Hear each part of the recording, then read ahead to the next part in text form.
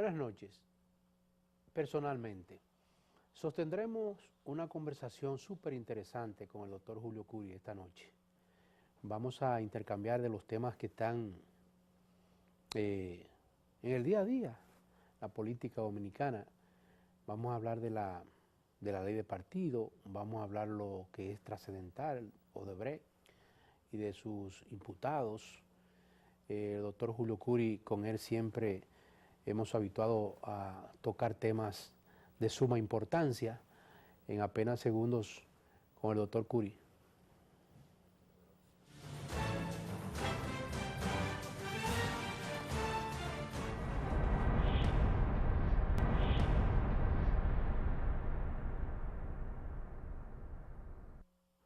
Esta noche tenemos con nosotros personalmente al doctor Julio Curi.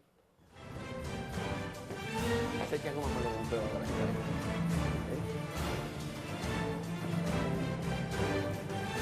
Así es que se interactúa.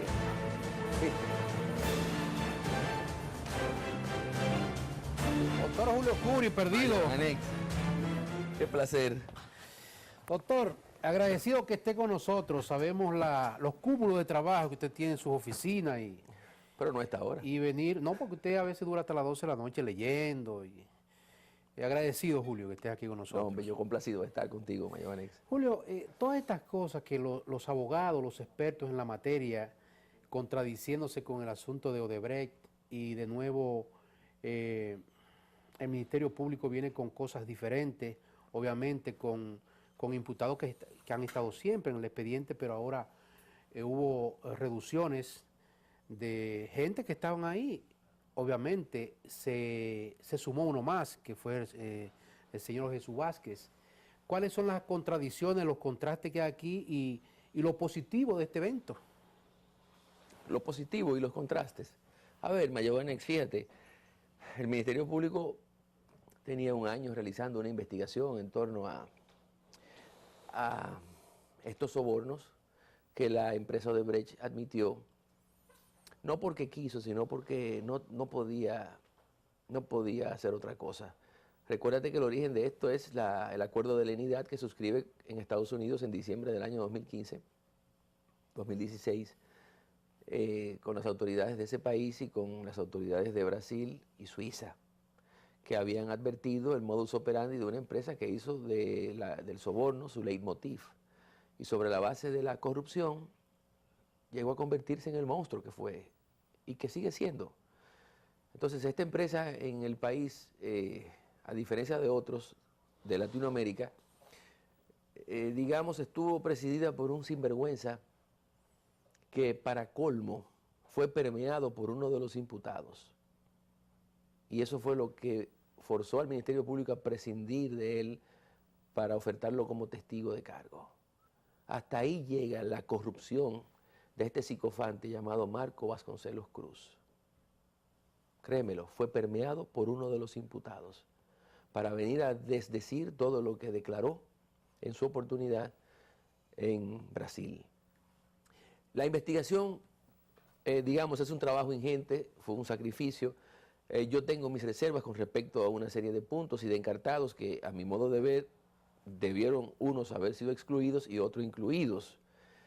Pero en definitiva eso es una potestad privativa del Ministerio Público, porque es quien realiza la investigación, gobernado por una serie de principios, entre ellos el de la objetividad, y se entendió que había circunstancias y elementos probatorios como para agravar o comprometer la responsabilidad penal de los que hoy figuran imputados. Hay que respetar su decisión. Ahora, yo insisto, como espectador que he sido, creo que no debió haberse incluido, por ejemplo, al senador Tommy Galán, porque hoy escribe Juan Bolívar Díaz en la prensa, en el periódico Hoy, un artículo sarcástico, cargado de ironía, en el que le reconoce a Tommy Galán el poder de persuadir a 31 de sus pares para que apruebe a la carrera financiamientos, y que ese poder luego se trasladó a la Cámara de Diputados, donde no figura un solo imputado, entre sus miembros me refiero, hizo lo propio. Entonces uno se pregunta, bueno, ¿qué habría hecho este hombre para favorecer a la empresa?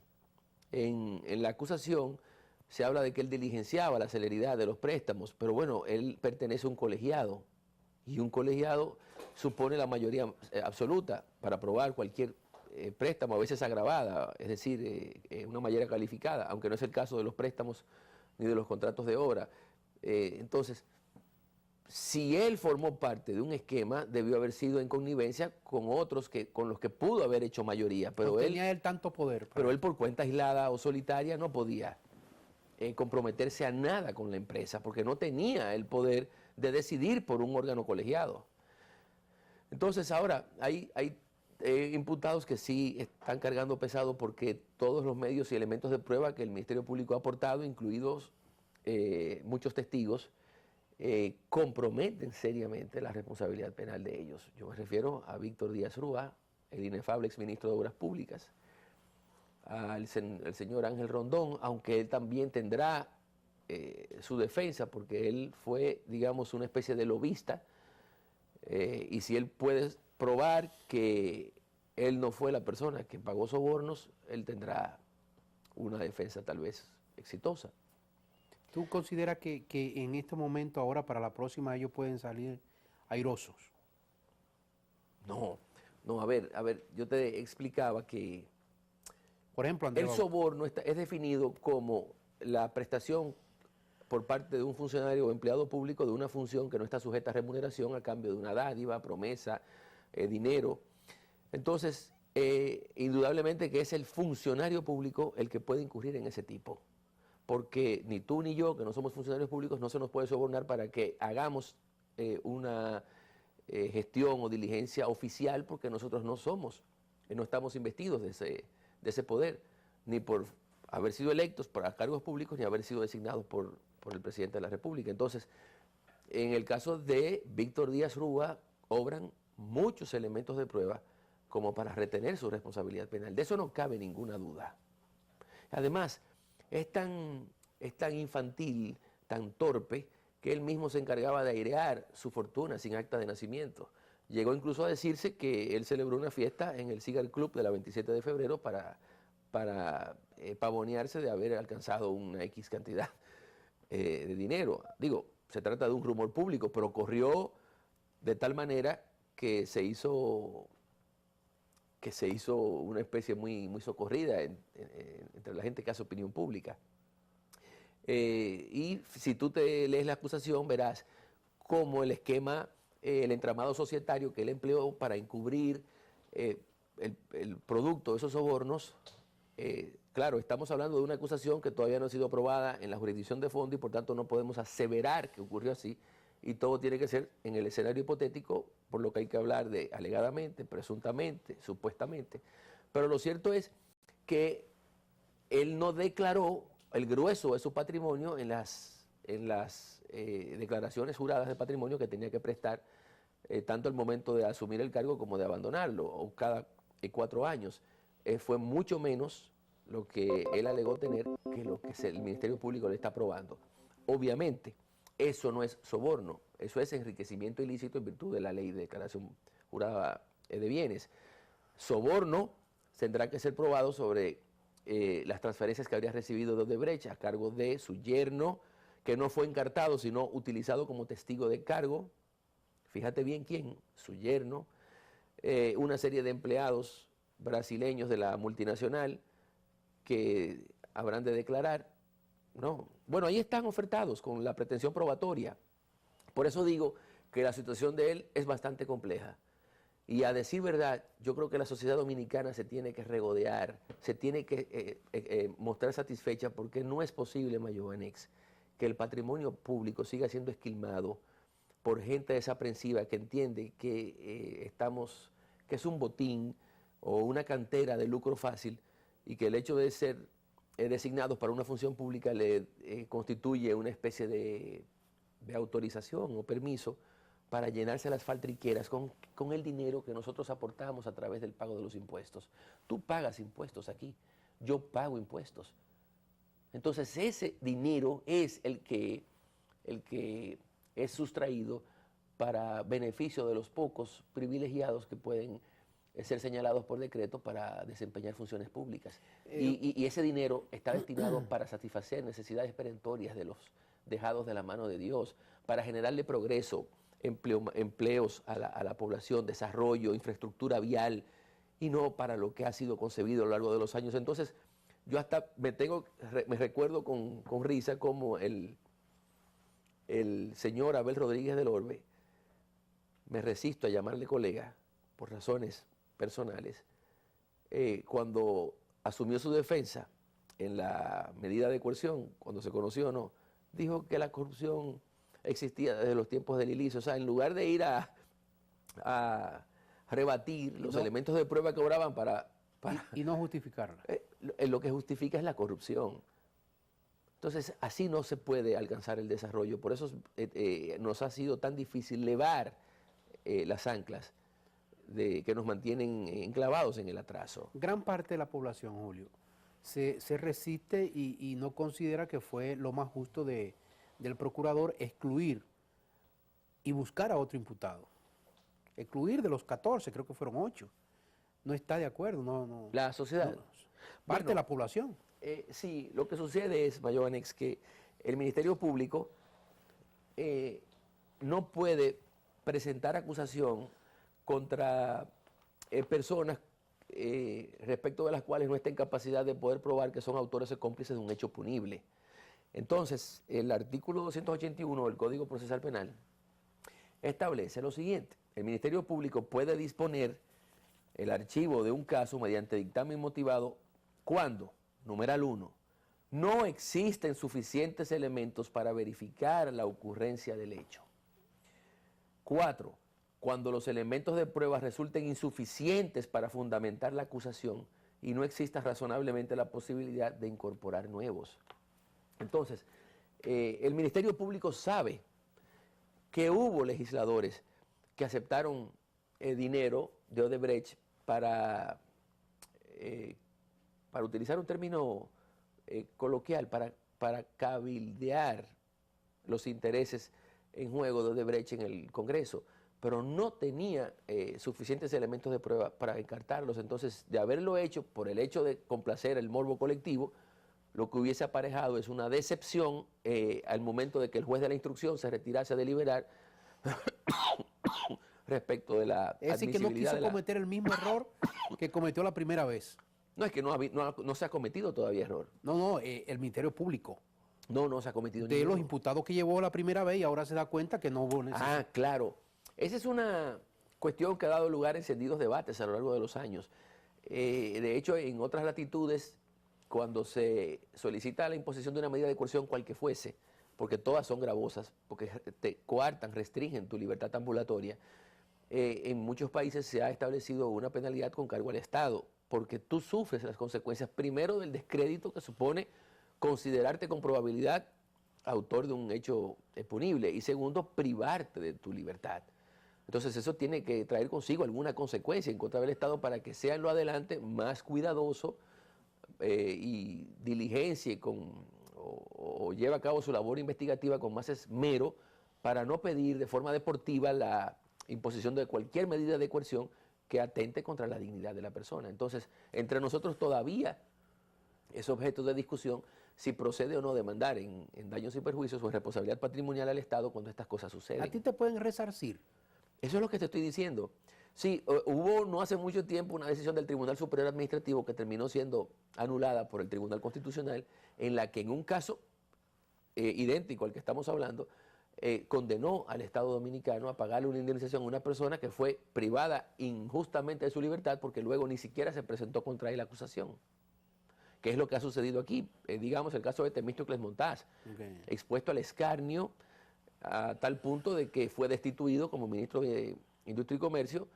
No sé qué tiempo permaneció recluido preventivamente en Najayo, pero eso tiene un costo emocional, moral, porque atenta contra la reputación de la persona. Y sin embargo, tal vez ahora no exista una vía judicial abierta para él intentar una indemnización con cargo al propio Estado. Y no quiero hablar en el caso de él, digamos en el tuyo, en el mío, en el de Michelle Medina, que nos acompaña aquí esta noche. Cualquiera puede ser objeto de un atropello así. Y entonces la pregunta que surge como brasa encendida es, ¿qué puede una persona hacer cuando posteriormente el Ministerio Público recurre al archivo por no encontrar elementos de prueba suficientes para poderlo encartar? ¿Ese archivo es definitivo, Julio? No, es provisional. Es decir, que pueden Es ser provisional. llamados otra vez. No, se puede dejar, se puede revocar o levantar para entonces presentar acusación contra ellos, pero se dispone de 8 meses, si mal no recuerdo, para que entonces el archivo se convierta en definitivo. Ok. Ahora, Julio, ¿tú estás esperanzado en que esto pueda concluir ahora? Sí, es un proceso que se instruye en única instancia. Recuérdate que la imputación a Tommy Galán, que es senador de la República, y dado que él goza del privilegio de jurisdicción que reconoce la Constitución, él arrastra a los demás imputados para que la acusación se conozca por el Pleno de la Suprema Corte de Justicia, ojo, no por la Cámara Penal de la Suprema Corte de Justicia, en única instancia. ¿Qué quiere esto decir? Que la decisión que intervenga no es susceptible de ser recurrida en apelación ni en casación. Es única instancia, por eso es un privilegio, porque los jueces que son reputados más sapientes del sistema judicial son los que van a instruir y a decidir esta acusación. No es lo mismo, ¿verdad?, el rigor de un proceso que empieza en primera instancia con jueces que para alcanzar esa posición apenas requieren 10 años de ejercicio, no así los de la Suprema Corte de Justicia, que se exige que sean 25 años de ejercicio. Okay. Entonces, al ser los jueces más, digamos, consagrados, o es lo que se supone, ¿no?, lo que se presume, se ha instituido el sistema de el sistema de la jurisdicción privilegiada. El caso lo conocerá primero el juez de la instrucción en la fase preliminar para decidir si ha lugar a conocer la acusación o no. Dicta auto de apertura a juicio en caso de que entienda que existen elementos de prueba para fundamentar con probabilidad la condena, y de no considerar que obran con respecto a uno o a todos, entonces dictará un auto de no al lugar. Si es un auto de no al lugar, el Ministerio Público lo puede apelar ante la Cámara Penal. ¿Otra vez? Lo puede apelar ante la Cámara Penal de la Suprema, y si dicta auto de apertura a juicio, aunque yo estoy en desacuerdo personalmente, pero lo que establece la norma es que no es susceptible de ningún recurso. Entonces, apoderaría el Pleno para conocer de la acusación. Julio, ¿hasta cuándo es la pena, hasta cuánto es la pena que pueden recibir? Es una buena pregunta porque depende del tipo. Aquí hay lavado de activos, como se juzga en virtud de la ley 7202, no de la actual. ¿Lavado de activos ya reciente esa ley? No, porque los hechos se cometieron cuando la ley que estaba vigente era la 7202. Entre nosotros existe un principio muy conocido, que es el de la irretroactividad de la ley. La ley solamente surte efecto para el porvenir. Solamente puede retroactuar cuando beneficia el que está sub judice cumpliendo condena, que no es el caso aquí, ¿no? Entonces, la ley aplicable es la que estaba vigente al momento de la ocurrencia de los hechos, la 7202 sobre lavado de activos. 10 años, y en caso de comprobarse circunstancias agravadas, 20 años. Aquí hay soborno, por soborno son 10 años. Aquí hay prevaricación, eso lo que trae consigo únicamente es la degradación cívica, que es también la pena que acompaña cualquier, la comisión de cualquier crimen. Tenemos violación a la ley de declaración jurada, me parece que también son 10 años, o sea, andamos entre los 10 y 20. ¿No puede ser domiciliaria y económica? No, porque tú, al hablar de económica, estás confundiendo la modalidad de prestar, digamos, es una medida de coerción, la prestación de una fianza. Por ejemplo, para asegurar la comparecencia del proceso. Sí, eso es para asegurar que él comparecerá al proceso, que no se va a sustraer del mismo. Claro está, mira, ahí el caso de mi colega Conrad Pitaluga, que yo lamento muy sinceramente la situación por la que atraviesa, de yo ser él, yo hubiese llegado a un penal abreviado con el Ministerio Público para que en lugar de instruir el proceso y con lo que eso supone para cualquier persona, digamos, declarar mi culpabilidad, porque él ciertamente habría sido utilizado por el inefable de Díaz Rúa, y en su caso pudiese haber complicidad, y lavado de activos. Entonces, yo hubiese llegado a un penal abreviado. Mire, yo voy a declarar la culpabilidad a cambio de que tú me impongas Ministerio Público, yo colaboraría contigo como testigo. 5 años de prisión suspendida. A veces no corre tú el riesgo, mejor irte a la lealtad y la fidelidad con esa persona y jugártela. Pero el yerno está propuesto como testigo de cargo. El yerno de Díaz Rúa. Entonces, que está casado con su propia hija. Bueno, Julio, vamos a una pausita leve, por ¿Cómo favor. no?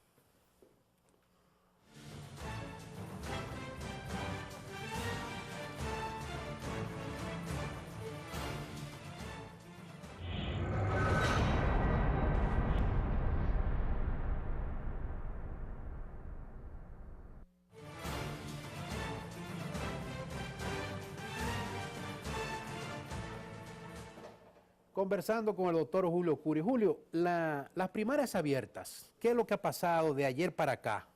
¿El consenso posible? ¿Qué es lo que hay ahí, Julio? Qué pregunta más difícil me has hecho. Lo que sucede es que hay un sector, ya afortunadamente minoritario, que ahora se opone a que los órganos de cada partido, los órganos de dirección de cada partido sean los que decidan la modalidad de las primarias. Entonces entienden que no se puede prever en la ley el sistema de las primarias abiertas porque consideran que son inconstitucionales.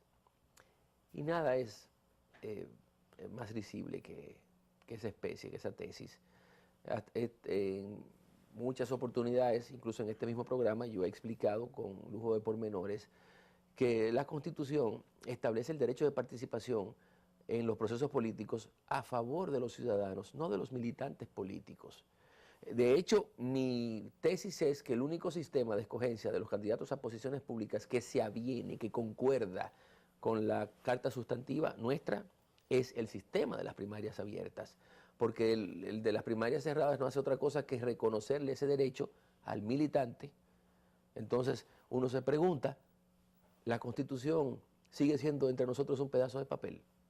No, dejamos hace tiempo de tener una carta política, un texto político para asumir un texto normativo. Entonces, si la Constitución, y ya existe un tribunal constitucional encargado de conocer las acciones directas de inconstitucionalidad contra las leyes o actos de alcance general que se puedan dictar, uno se pregunta, ¿qué sucederá si esta ley reconoce únicamente como opción para escoger a los cargos, a posiciones públicas, el sistema de las primarias cerradas? Será impugnada en inconstitucionalidad. Y es más que probable que el Tribunal Constitucional la declare inconstitucional, porque el artículo 277 establece meridianamente el derecho que tenemos los ciudadanos de participar en los procesos políticos, imponiéndole a los partidos la obligación de respetarnos ese derecho. Entonces ahora no se quiere ni siquiera que se prevea en la ley esa modalidad de escogencia. Pero supuestamente se veía un consenso ayer y en el día de hoy se dan Sí. esas informaciones. Yo tengo entendido que se terminará aprobando así. Abiertas. No, que los organismos, que cada partido elija Decida sus sistemas, con el padrón de la Junta. pero únicamente se van a prever dos. No hay semiabiertas, sino cerradas o abiertas. Abiertas significa con el padrón de la Junta Central Electoral y cerradas con el del partido. Y ambas van a ser regladas por la Junta Central Electoral. Porque el trauma que ha representado a lo largo de los años la escogencia de los candidatos es más que conocido. Fíjate que lo que da lugar en el año 2011 a, digamos, la debacle en el PRD, es precisamente la inconformidad que supuso para el ingeniero Miguel Vargas Maldonado el triunfo de Hipólito Mejía, porque consideró que en horas de la tarde de aquel día en que se celebró la convención, que fueron unas primarias abiertas, habrían incidido supuestamente el partido oficialista para encumbrar a Hipólito Mejía.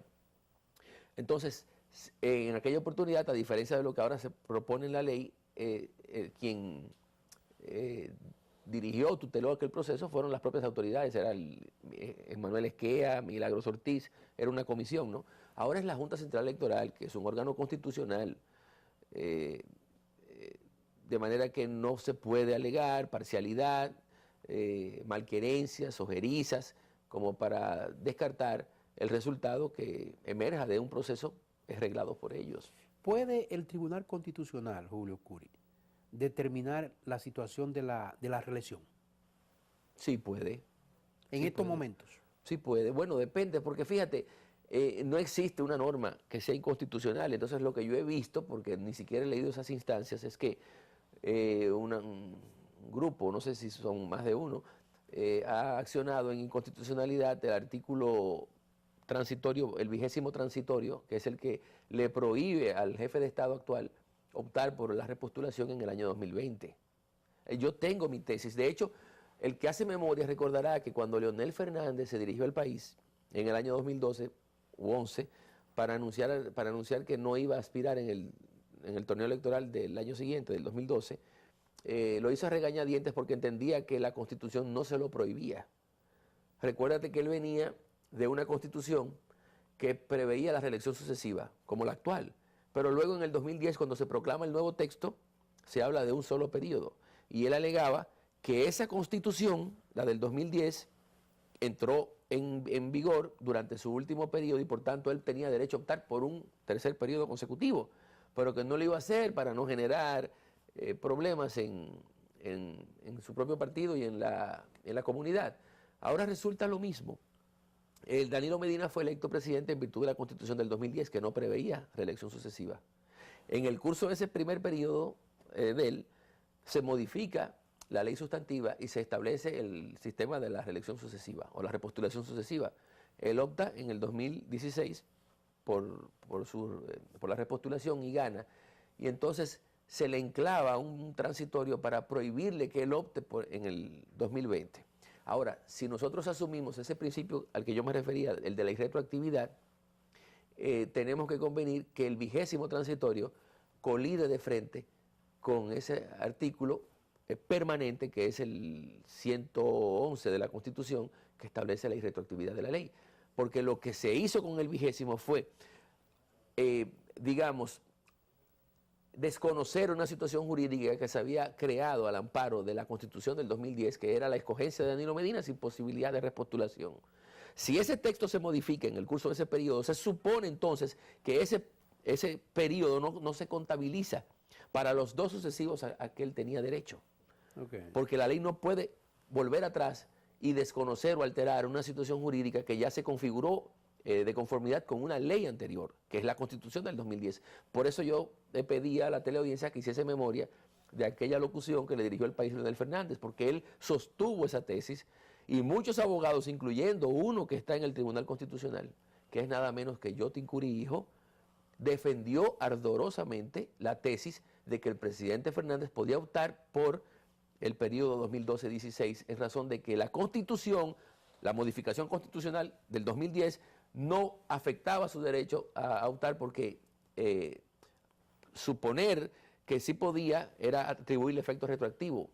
El asunto es técnico y yo sé que mucha gente le tumbo los párpados con esta explicación, pero lo que se ha llevado al Constitucional ahora es una impugnación al 20º como si fuese inconstitucional. No, lo que sucede es que cuando dos normas constitucionales chocan, entran en contradicción, tiene que predominar la que más valor, es decir, se interpreta la hegemonía de una con respecto a otra en base a los principios de interpretación, entre ellos el de concordancia, y ya esa es una tarea del Tribunal Constitucional, determinar, porque no conozco las instancias, o la instancia, no sé si es una sola, repito, estoy hablando por así, sin muchos elementos a mano, pero vamos a ver qué decide el Tribunal Constitucional con respecto a esto, porque también puede de oficio, en virtud del principio de oficiosidad, descartar lo que se está solicitando e interpretar lo que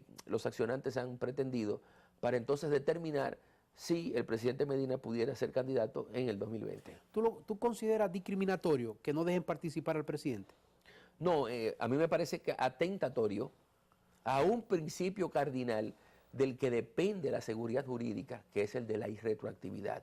porque lo que hace el 20º transitorio es retroactuar para devorar un derecho que le asiste o le asistiría no al presidente Medina, porque yo no quisiese tampoco que a mí se me tachara de simpatizante para restarle méritos a mi explicación en este sentido, sino a cualquier persona que cuando en el curso digamos, del ejercicio de un derecho se modifica la ley y se establece otra cosa, entonces aquí no se pudo haber, repito, para que se entienda, no se pudo haber computado el primer periodo dentro de los 2 a que tenía derecho Danilo Medina para la reestructuración, sin afectar, sin atentar, mejor dicho, contra el principio de retroactividad de la ley. Y la ley es en sentido general, no es la ley adjetiva, sino la ley sustantiva, que es la Constitución. Julio, esos acuerdos de las corbatas azules no arrastran todas estas cosas, de ponerle un atajo ahí al presidente de la República para que ese nunca jamás existiera en contra, sino a favor de Leonel en este momento. No fue el pacto de las corbatas azules. El pacto de las corbatas azules lo que hace es el preludio de la modificación constitucional del 2010. Esto fue para satisfacer las ambiciones de Leonel Fernández, que insiste en procurar un 4º, 5º, 6º, 7º periodo de gobierno. Como él aspiraba a ser el presidente en el 2016, insistió en que ese 20º transitorio se consignase en la Constitución para entonces él poder optar en el 20 como candidato. Oye, o sea, eso fue lo que él exigió. Julio, perdón, muy bien pensado a largo plazo. A largo plazo. Sí, porque fue en el 2000, cuando en el 15. No, yo te repito, el pacto aquel de las corbatas azules se produce en el 2009. 2009. No, pero no fue lo que él quiso. De hecho, casi todos los artículos transitorios de la Constitución fueron redactados para permitirle a él, que soñaba con volver en el 16, recomponer todas las estructuras de poder. Todo se aplazó. O sea, el periodo 2012-16 no tuvo ninguna incidencia en la composición de ningún órgano constitucional, ni siquiera en la escogencia de los jueces de los miembros de la Cámara de Cuentas, porque a todos se le prolongó el periodo de ejercicio de sus funciones para que entonces empezasen a escogerse nuevamente a partir del 16, que era cuando él tenía previsto regresar al poder. Sí, que incluso fueron los 6 años de los legisladores. Exactamente, sí. Oye, pero muy bien pensado. Sí. ¿De dónde vino esa nueva Constitución? ¿Fue importada también? Tiene una influencia decisiva de la Constitución española. Aquí se trabajaron constitucionalistas españoles para darnos un texto que en verdad, en honor a la verdad, debemos decir que hay un antes y un después en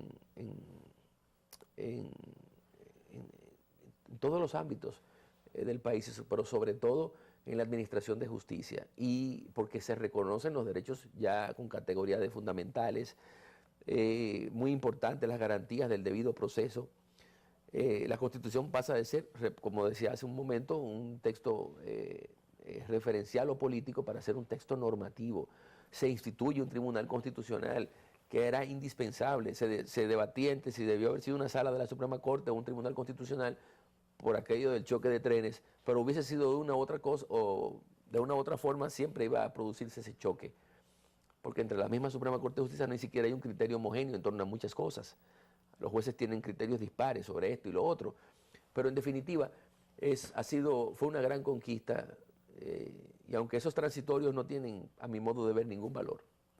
Julio, tú hablabas ahorita de... valor, yo no me refiero a valor legal, sino es que se concibieron para satisfacer esa megalomanía de poder del expresidente Fernández. Julio, tú hablabas ahorita de un imputado cuando el Ministerio Público lo pone como imputado, valga la repetición, y este hombre sufre con su familia, sus amigos, su imagen. ¿Hasta dónde psicológicamente le hace daño a alguien que tú acusas y después desecha las acusaciones? En este caso el Ministerio Público con Temístocles Montaz, con Pacheco, con Radamés. ¿Hasta dónde psicológicamente le hace daño, tú que has tenido muchos clientes? Sí, afecta. Y a veces uno no piensa ni siquiera en uno mismo, sino en su familia, que no expresa su preocupación o su impotencia para no agravarle la condición al imputado, y uno advierte el dolor, el sufrimiento, con su propio silencio, con... La impotencia de... Sí, es el lenguaje mudo, lágrimas, depresión, es duro, ¿eh? Por eso yo le exhorto a tu teleaudiencia, a todo el que nos pueda ver también diferido, que hay que trabajar con tesón y honestidad. No hay necesidad de fijarse entre ceja y ceja la idea de que hay que ser millonario y mucho menos a expensas del Estado, porque para eso hay que incurrir en actos delictivos, en ilícitos penales que más temprano que tarde comportarán consecuencias para la tranquilidad de uno. Yo creo que hay que vivir en la honrada medianía de lo que uno es capaz de producir en base a su trabajo. Si uno no puede crecer patrimonialmente de otra forma, no apuesten ni a drogas, ni a ilícitos relacionados con la administración pública, porque eso es peligroso. Entonces, en este caso, yo creo que, digamos, si hay que hacer un reconocimiento a Jean Alain Rodríguez, mucha gente creía que el procurador no iba a presentar una acusación medianamente seria, y fíjate que estamos hablando de un expediente que tiene 500 y tantas páginas, que tiene 1000 y 1300... Trabajo arduo eso, Julio. Sí, 1300 pruebas, elementos de prueba que tendrán que, digamos, dar lugar a finalmente una sanción, a una sentencia ejemplarizante que nos convenza que el Estado no es un yacimiento de enriquecimiento fácil. ¿Están congeladas esas cuentas de esos imputados? Sí, pesan sobre la mayoría de los bienes de ellos ya medidas de coerción reales, que son embargos. No pueden disponer de ellos, enajenarlos, hasta que el proceso no concluya. Si se dicta sentencia de absolución, entonces sí lo podrán hacer, pero hasta tanto no pueden disponer de esos bienes. ¿Ese dinero podría llegar al fisco si son condenados? Claro que sí. Entonces se ordena el decomiso. ¿Todo ese dinero? Se ordena el decomiso a favor del Estado. Julio, pero eso es fuerte. Pero imagínate que voy a decirte algo. Yo sé que el tiempo se nos viene encima, pero uno de los imputados, el Ministerio Público estima que su patrimonio se acerca, frisa los 200 millones de dólares. Pero eso es demasiado dinero, Julio. Y yo me pregunto qué necesidad se tiene de tener una suma semejante, porque no se gasta. Por mucho vino que te bebas, por mucha ropa que te compres, por muchos yates. Óyeme, gastar 200 millones de dólares. Es mucho dinero. Hay que tener una vida muy licenciosa Sí.